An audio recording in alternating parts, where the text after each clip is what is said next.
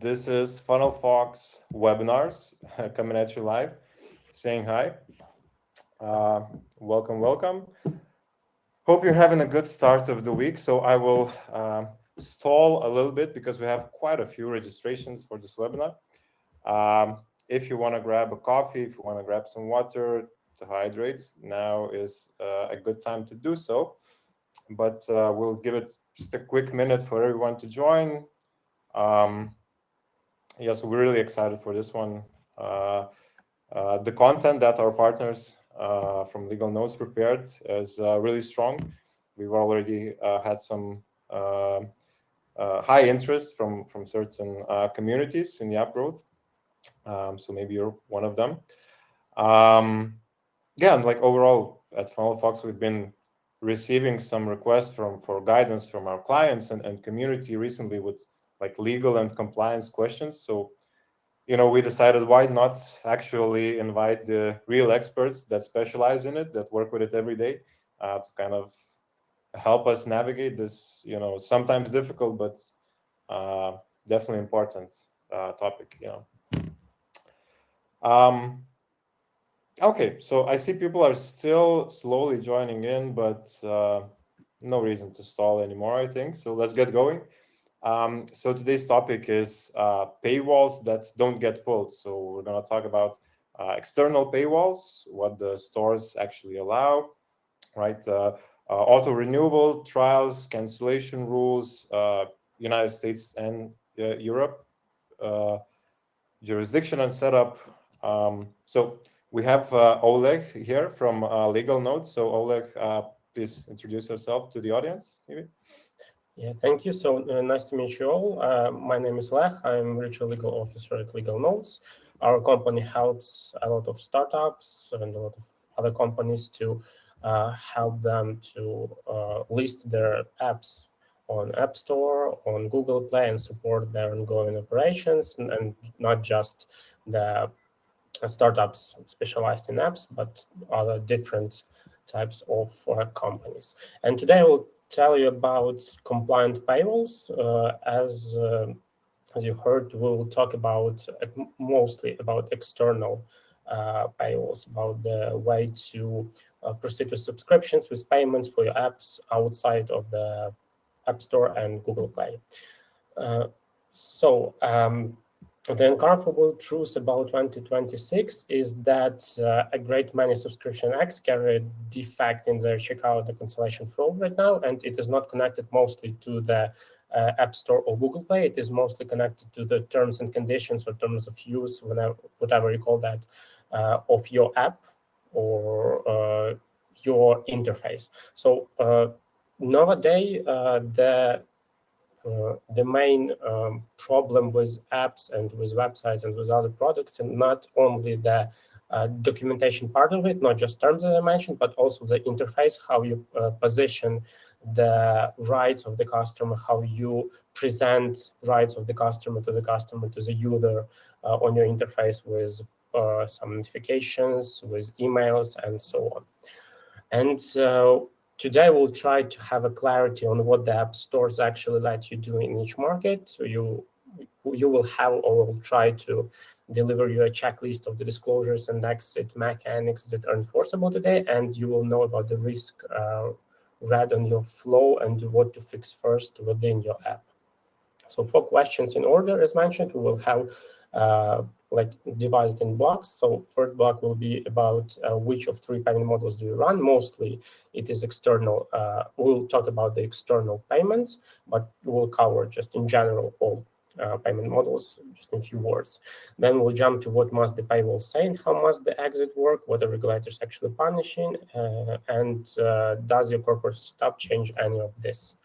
So what the stores actually allow. As I believe all of you know that App Store wants you to use the in-app purchases mechanics to use within your app to collect payment for subscriptions, premium content, and full version of your app, of functionalities of your app. But you can also use the external paywalls, external payment links within the apps, and we will divide here that mechanics between the United States, European Union, and Google and Apple. So as you may know, some time ago, there was a court case between Epic Games and App Store, between Apple and Epic Games. And after that case, in the US storefront, developers who uses the subscription or other type of purchases within their app can link out to their own checkout mechanics from the app and promote external pricing in-app. But they are not allowed to use links that are more prominent than Apple, so they shall be like equal for user who looks into the phone and looks into the checkout page. And Apple still can provide policies about your wording within your links. So when you list your app or provide for new releases and so on. In the EU situation is quite the same. So you can link out or use your own processing once enrolled in the entitlement within the EU framework, and you can choose that external payment per EU storefront, Germany, or internal app purchases, France external, but you cannot provide both mechanics within one storefront. And about Google, Google has the same, as I believe in 2023, they had the same court case with Epic Games. So now Google also allows payment methods other than Play billing inside the app, communicating pricing and availability of Play, linking out to download or to transactions outside the app or outside the Play billing.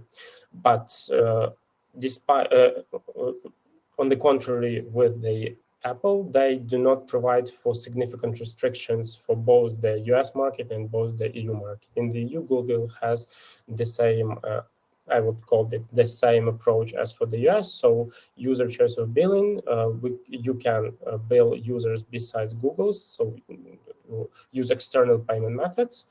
And eligible developers may offer their billing exclusively and leading users out of the app, including to promote offers. So Google provides quite more freedom for external payment than the Apple within the App Store.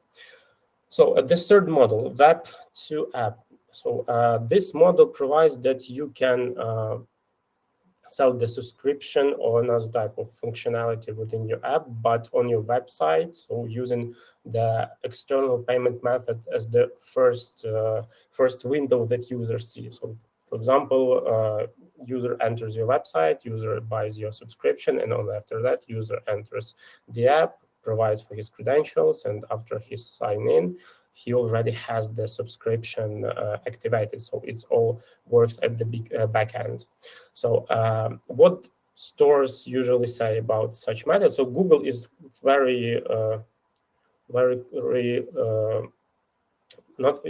Google is not strict about that, so you can freely use that.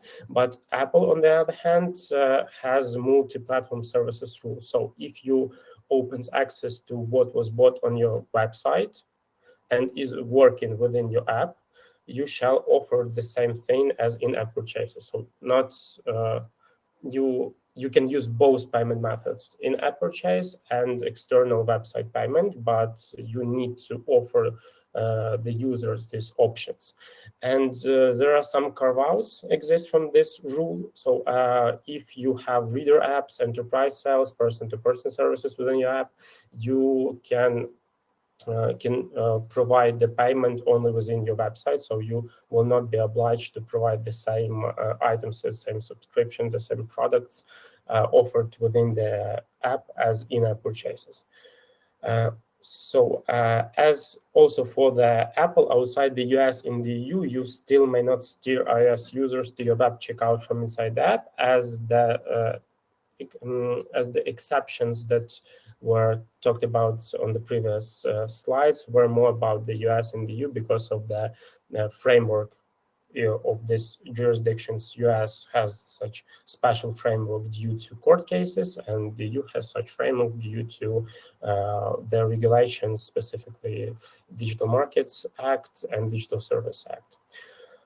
But on the other hand, if you use web-only payment with no in-app purchase at all. You sits outside the requirements for the apps that Apple provides within their Apple Developers Guide, if I named it correctly. So if you provide your app for listing within the Apple to list it on the App Store, and you provide for payments only on your website and not using the in-app purchasing method, so you may be not rejected and not for sure rejected from listing. So it's mostly the case-by-case scenario, because there are a lot of apps that using only the web-to-app model, and it is quite working solution. So it's case-by-case for Apple review team to review your app and how does mechanics work. So it will be more not the legal matter, but more like technical matter, how you facilitate payments within your app using external purchases as well.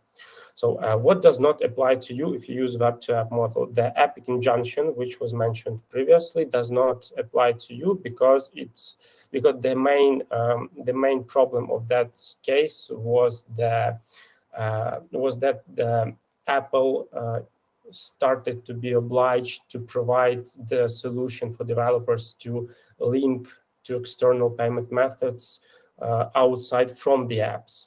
And if you do not use the outside links within your app, so such injunction does not apply to you. But still, it's the matter of case by case, as the US jurisdiction usually transforms a lot within years, especially when such loud cases as Epic versus Apple arise.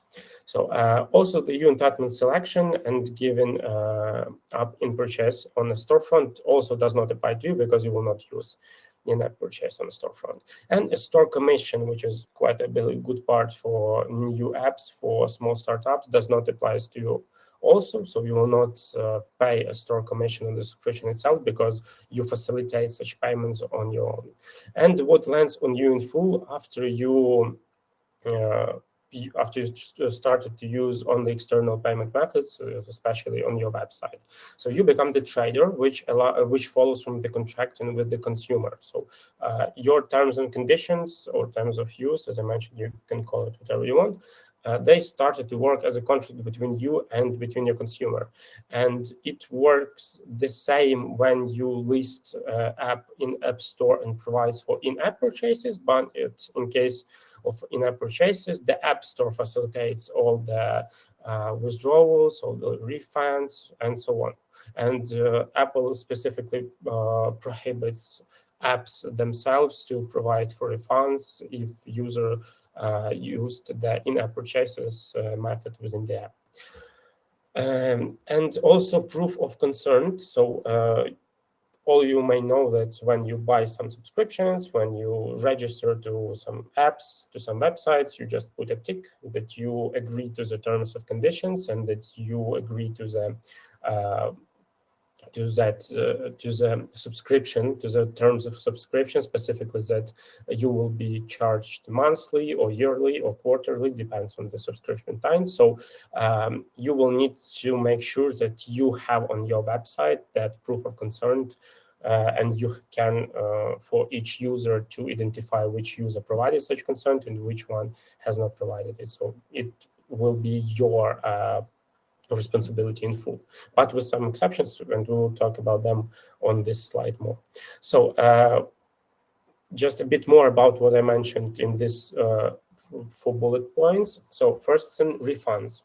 This does not move from you, as I mentioned. So you will be responsible for refunds.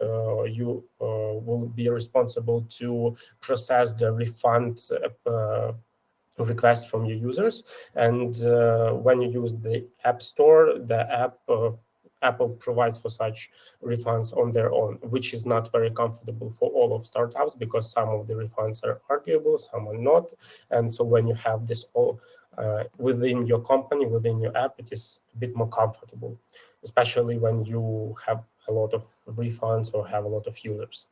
So the second thing is chargebacks and fraud. So now you will also responsible for chargebacks and fraud, but there are a lot of infrastructures, a lot of services, a lot of products, a lot of companies which can handle all of that for you. So you can freely facilitate developing your app, providing good services to user, and your partners, your providers will facilitate this backend financial part of chargebacks, refunds, and so on. So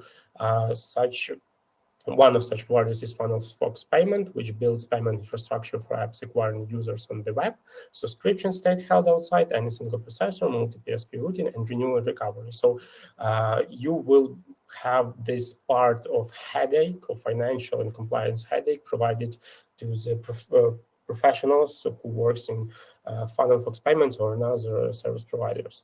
And the next thing is sales tax. So it's quite a lot of tax issue for a lot of apps who works globally.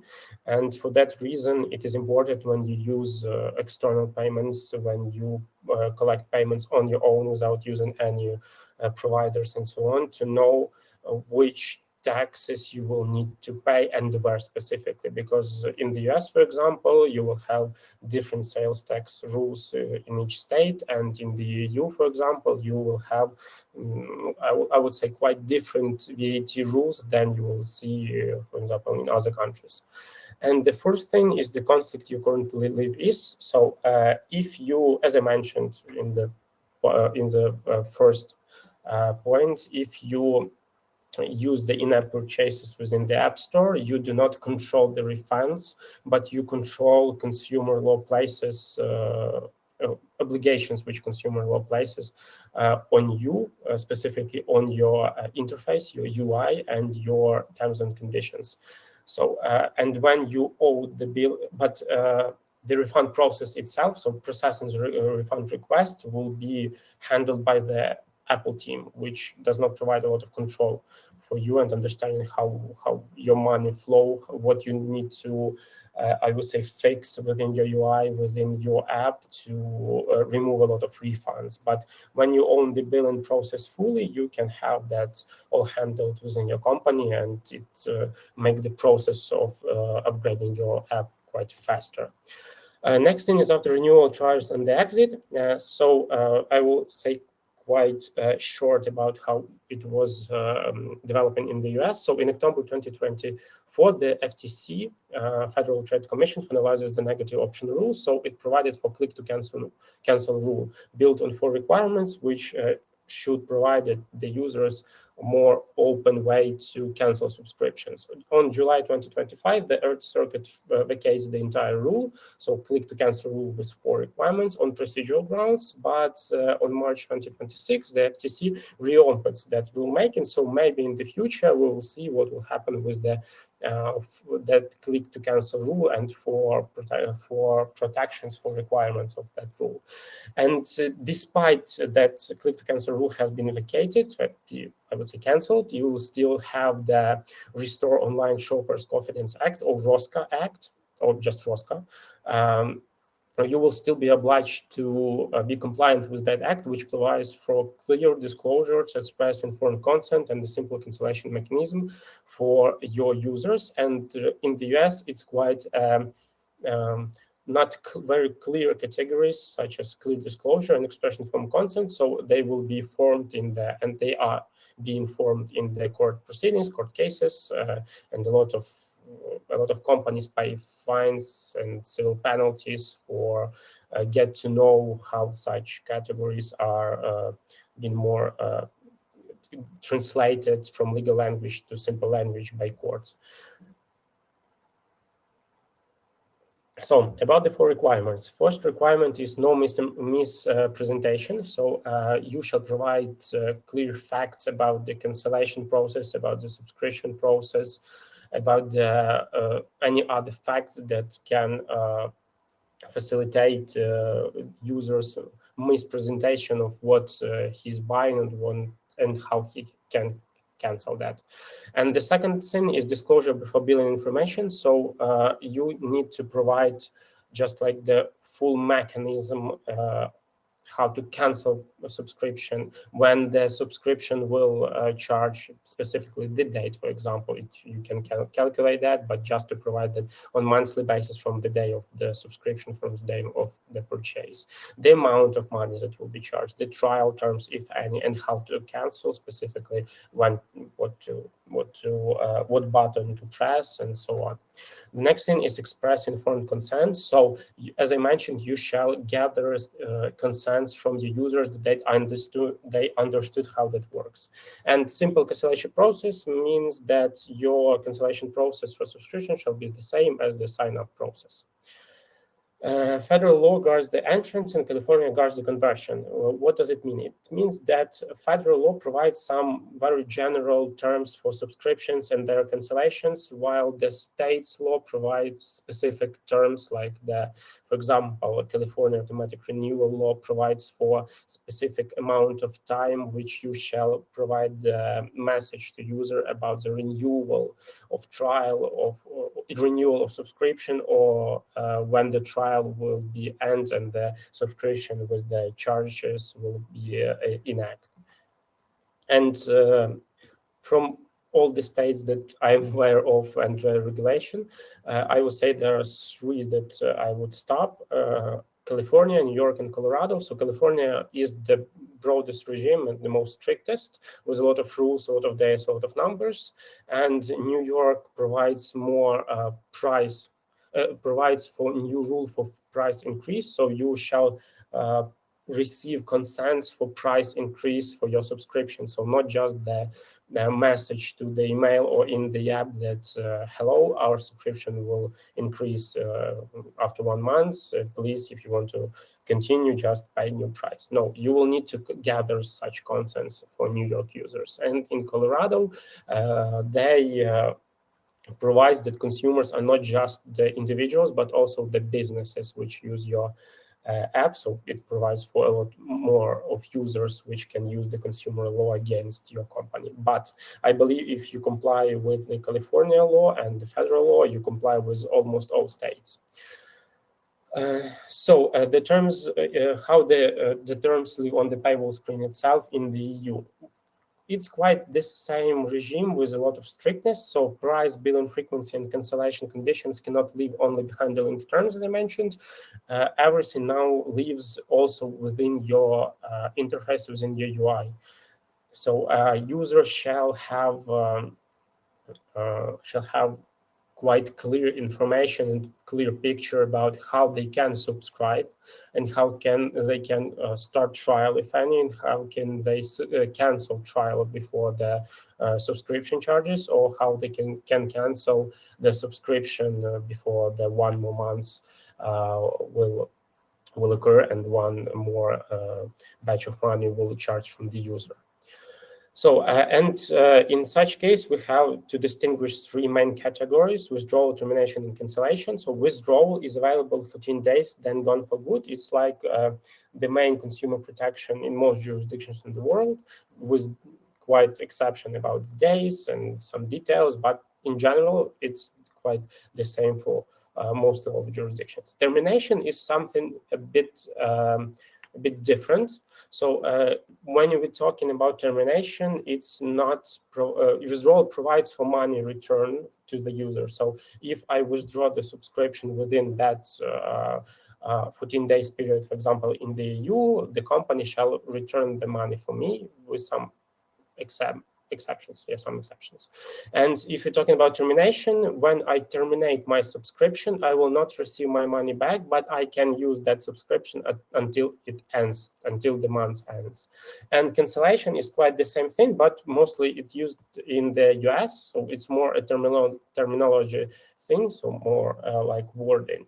But withdrawal, as I mentioned, if I sell something to the EU consumers within my app and I have not validly taken the right away with concern to video performance, and it's one of exceptions that I mentioned. So if your services under your subscriptions are fully provided after subscription is paid, so I believe within a few minutes when user enters the app, then it means that user used your services in full, used the app as services in full, and cannot provide, and you have not be obliged to provide for withdrawal if all such conditions are applied. But it's quite, I would say, not dangerous, but quite difficult area to facilitate such withdrawals, as you will have to each time make like your own expertise and not just your own, maybe in court, maybe with such user, whether your services really were consumed after the subscription has been purchased. In termination, if, for example, we have German consumers, we cannot provide in our terms and conditions and within our app about some waiver or exceptions, and it reaches one of memberships that expire on their own. So if user provides for termination, requests termination, the contract ends. No refund of the current term unless national law says otherwise, but it's the thing that you shall consultate with your lawyers for specific jurisdiction, specific country that you want to have users in. And cancellation, it's quite the same thing as termination in the EU, but with different wording, as I mentioned. So national layers already enforced. So let's have a look into some cases from different jurisdictions in the EU. So for example, in Germany, they had some court cases where the button for cancellation of subscription existed, but you will have to click 58 other links in smaller gray text to permanently cancel such subscription. So in the German court provided that it's not like a fair practice, and it violates the Digital Service Act specifically, and Consumer Rights Protection Regulation, specifically Article 11A, which governs withdrawal and has no enforcement history mostly, but the main thing that courts provided for violation of such regulations within such court proceedings. Another case also in Germany, so one of charges, no defense. It's quite interesting example because there was an app where you provided for annual membership, but it was ending by itself after 12 months, and it has no and after the end of such subscription, app has not provided for auto-renewal, so you will need to renew such subscription manually. But the court said that it is still your ongoing performance obligations to provide for cancellation button within the app. So even if you do not provide for ongoing renewals of subscriptions, make sure you have cancellation button within your app. And termination in 3 steps. It's quite also interesting court case in France. If to cut this story short,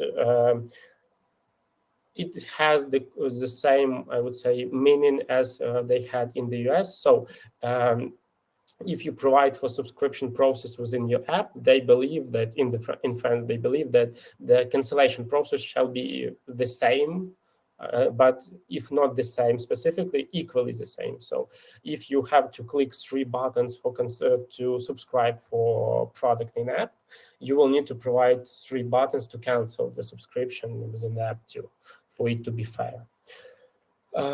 Also, we have some case within Court of Justice of the EU.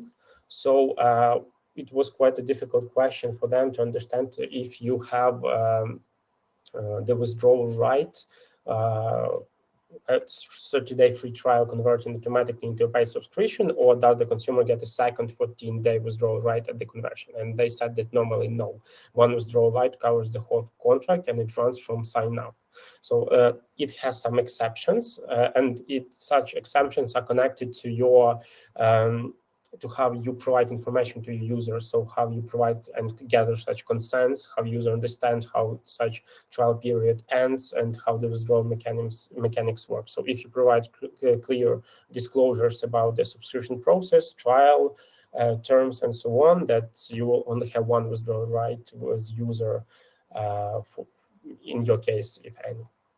So what regulators are actually punishing? I will make it quickly as we run out of time. So in the US and the EU, you will have different type of regulators or different types of enforcements that can be used to you. So, for example, in the US, it can be federal level. The FTC, Federal Trade Commission, can find a violation of consumer rights within your app and provides for some civil penalty and so on. Local prosecutors, it's more like the within each state option. When local prosecutors see that your app, which you provide to the citizens, to the individuals within specific states, provides for some violations of consumer laws, they can specifically seek civil penalties directly with you. But without using the federal mechanics or the FTC. Class actions, it's quite the same thing. So if I, as individual, have some claims to you about the cancel of my subscription and about the whole cancellation and subscription process, I can bring the civil claim to you. And in the EU, we also have CPC network and the platform track, quite interesting mechanism, because in such CPC network, not only one member state of the EU can bring claim to you regarding the violation of the consumer regulation, but 2 states, 3 states, and so on, depending in how many states you violated the rights of their citizens, of the users from such country, such state. And as I mentioned, you will need to have, and I would say it is recommended to have the simple process to cancellation of subscription is the same as you have for subscription itself, because there was some case in the FTC, we had case with Amazon about the cancellation process when they mentioned that Amazon Prime cancellation process was named the Iliad Flow after Homer's epic about 10-year war, because it was quite difficult for users to cancel such subscription. And you have the example here. So if you have 6 clicks for pages and 15 options for cancellations of your subscription and only 1-2 clicks to subscription itself, it for sure FTC or another regulator will have some questions for your app, and some users can have questions to you about the cancellation process within your app. So it is better to make the cancellation process as simple as possible as the subscription process itself. It can unfortunately damage your conversions, but it's quite the art of lawyers to find the solutions in such cases where they can save your conversions and where it can save your apps within the compliance rules. And here you also can find some example, the same offer twice. So how the eligible subscription or free trial window can look. So you have the priced option highlighted. You can have the start free trial without explaining how long does free trial take. You can have very I would say very vague text about how the terms of such trial period works, and you does not have button for cancel of subscription of a free trial in your window or within your app, so users shall find it on other windows of your app or even web pages on your website. And more defensible window looks like that. So all options are equal. You provide a clear and very visible description of how free trial works and when the subscription starts working and how much you will be charged and on what conditions. You have the very bright button about start of 7-day free trial, and you have button about cancel of subscription. And jurisdiction and setup, just a few words about it. So a lot of companies think that they can choose some very far jurisdiction or very comfortable jurisdiction to incorporate their company, and they will be protected. All cases will be conducted within their jurisdiction where the company is incorporated, and that's the wrong answer. So this year there was a case in the US where FTC had some claims for one product about, as I mentioned, cancellation subscription rules process. And they mentioned that a lot of companies with a lot of chains of transactions is not the, I would say, protection to you, but just can tell the FTC or regulators that with such a big structure, you try to avoid consumer protection regulations, who try to find such gaps in it. So you need to understand that when you sell app or sell services within the app for users within the EU, it does not matter where your company is incorporated. The whole EU legislation will apply to your company because you have users in the EU. The same applies in the US. If you have US users, it does not matter where you is incorporated or your company is incorporated. The whole US legislation, specifically consumer protection laws, will apply to you. And as I mentioned, so neither market gives you one regulator at a time. So in European Union, you have Consumer Protection Cooperation regulations. As I mentioned, there are some specific mechanism where 2 countries, 3 countries can cooperate to bring your company to civil penalties and so on for violating consumer protection regulations. And in the US, they had FTC, they had county prosecutors, and they had just simple civil claims from users and so on. And there are some questions, and if you have them, and if you have them in your app, not just questions, but I would say some matters about your app, about your subscription process, you will have some consequences or possible consequences, I would say, within specific jurisdictions. For example, if you in the US or in the EU has the post-trial price and first charge date, which are not both on the sign-up screen, so on different pages, not very visible to users, not very clear to user, you will have exposure against the Article 6 of the Consumer Rights Directives and DORA in the US, for example. The same applies, for example, in the EU, if you have not determined whether the withdrawal right was validly waived. So you think you can waive, or your user waived the withdrawal right, but after some technical and law expertise, it is clearly stated that no, user has not waived such withdrawal right because he has not used your services, your app in full after subscription. So you will have such gap in understanding whether you will need to provide a withdrawal refund for such user. And what to fix first? Put the price and the date where the button is. So everything shall be in one place when user subscribes for trial or for subscription. So they have everything in one place, and specifically the consent. Also count the taps in both directions. So if subscription is 3 taps or 3 buttons, then the cancellation shall be in perfect way, there's 3 buttons too. Work out whether you owe users an exit, and keep proof of consent you can retrieve. I believe it is quite possible technically. So if you can, just add such function to your app and to your website. Decide the model before the market. So you will need to decide whether you will use in-app purchase, in-app link, or out or web funnel. So as I mentioned, web to app option is quite useful, as it provides a lot of control to you, and it provides for quite of understanding the process of refunds. You will have such control how what you can refund, where the right is waived, and where withdrawal is not the option for user. And when you're using a purchases, you have quite of limitations about that.